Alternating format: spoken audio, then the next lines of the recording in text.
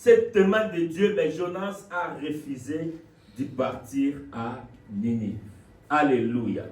Amen. Alléluia. Amen. Alléluia. Amen. Nous tous ceux qui sommes ici dans cette salle, nous sommes appelés pour une mission. Quand Dieu nous a appelés, il nous a appelés pour une mission.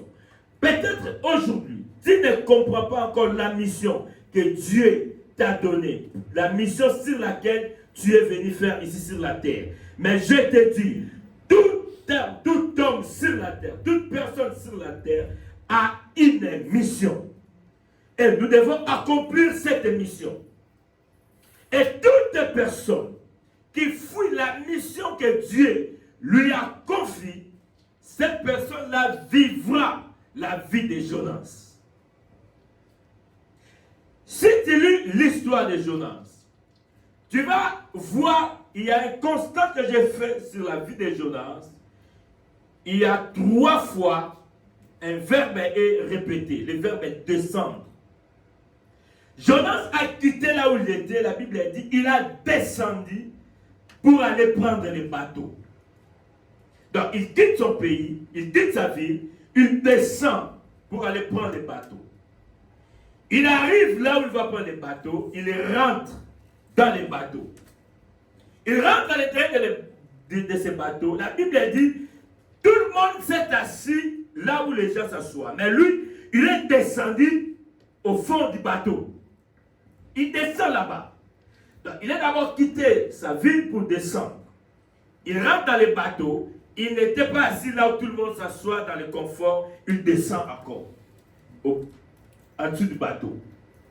Il arrive en dessous du bateau. Au lieu qu'il reste comme ça, la Bible dit, il s'endormit. Donc la personne qui est dormie, il descend encore. Au lieu qu'il reste seulement de s'endormir, la Bible dit, il s'endormit encore profondément.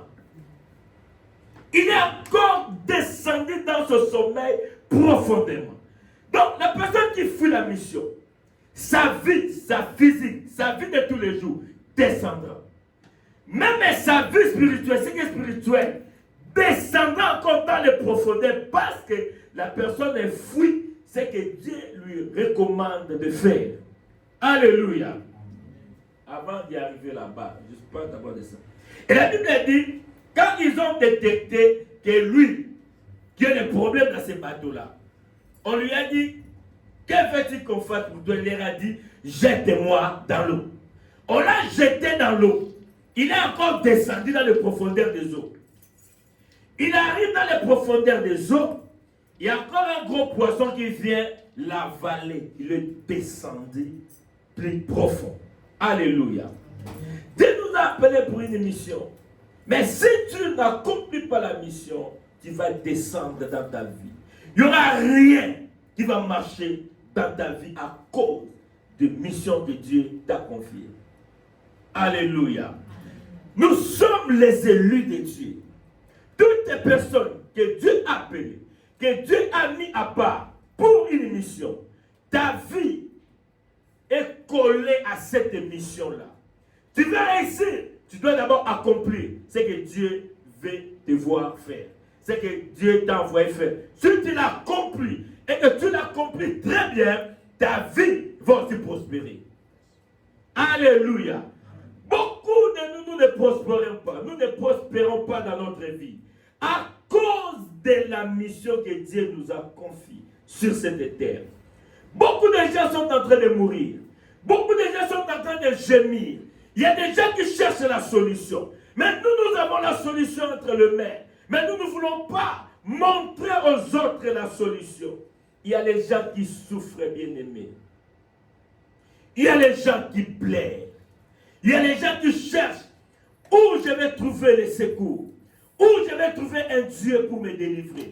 Où je vais trouver un Dieu pour me libérer. Mais nous connaissons et nous savons où se trouve le Dieu qui peut délivrer. Apportons cet évangile aux autres. Parlons de Jésus aux autres. Libérons les gens. Libérons ce monde. La Bible dit le monde souffre comme une femme qui a les douleurs de l'enfantement. Il attend la manifestation des fils de Dieu. Le monde attend ta manifestation. Il attend ma manifestation. Nous devons nous manifester dans cette terre pour sauver.